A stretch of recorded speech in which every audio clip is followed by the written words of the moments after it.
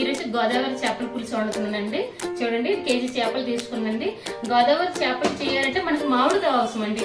అందుకోసం నేను ఏం చేస్తాను అంటే 1 year అయినట్టుగా నేను మామిడికాయలను తీసుకొని అది పీసులా కట్ చేసి ఫ్రిడ్జ్లో పెట్టి ధనియాలు, జీలకర్ర, లవంగాలు, గోల్మిర్చి, మెంతులు ఇవన్నీ వేసుకోవాలండి. రోస్ట్ అయిపోయింది. ఇప్పుడు మనము మిక్సీ ఆడించుకోవాలి. చికెన్కి, మటన్కి, ఫిష్కి నేను సరిసిన నూనెతో వండుతానండి. చేపలు కొద్దిగా ఆయిల్ ఎక్కువ పడుతుందండి. సగం ముక్కలు ఫ్రై చేసుకుంటానండి. ఇందుకోసం సగం ముక్కలు తీసుకుంటానండి. ఫస్ట్ సాల్ట్ వేసాను, ఇప్పుడు పసుపు వేసుకున్నాను. కారం సరిపోయినట్టు కారం వేసుకోవాలండి. గరం మసాలా అండి, అల్లం పేస్ట్ వేసుకోవాలండి. ఒక నిమ్మకాయ ముక్క వేసుకోవాలి.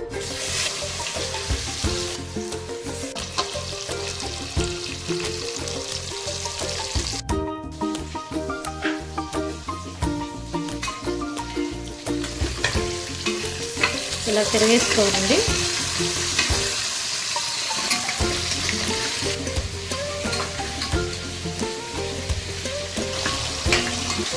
కరివేపాకు వేసుకోవాలి. ఇప్పుడు ఫ్రై చేసినప్పుడు మ్యాగీ మసాలా వేయండి, చాలా బాగుంటుంది. ఒక ఫ్రై చేయండి. మ్యాగీ మసాలా దింపునప్పుడు వేయాలండి.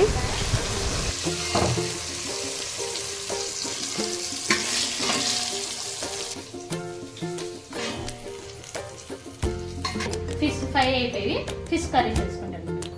మెంతులు వేసుకోవాలండి. చేపలు ఫ్రై చేసి ఉంచామండి ఆయిల్. ఆ ఆయిల్లో మనం కర్రీ చేసుకోవాలి. ఇప్పుడు ఆవాలండి, జీలకర్ర, 2 ఉల్లిపాయలు కట్ చేసుకుని వేసుకోవాలండి.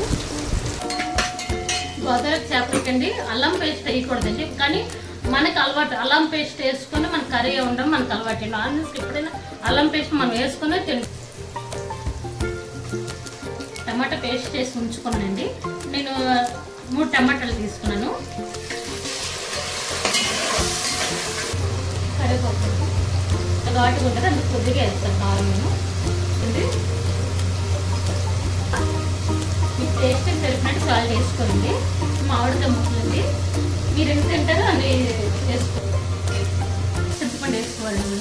నేను చింతపండు పిచ్చిచ్చి ఎంత అవసరమో అంతా తీసుకున్నానండి. ముక్కలు ఇందులో వేసుకోవాలండి.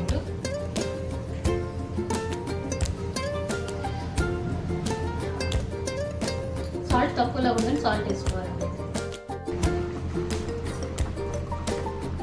అది ధనియాలు, జీలకర్ర, ఆవాలు, మెంతులు పౌడర్ చేసి ఉంచుకున్నాం కదండి, అవి పౌడర్ ఇందులో వేసుకోవాలి.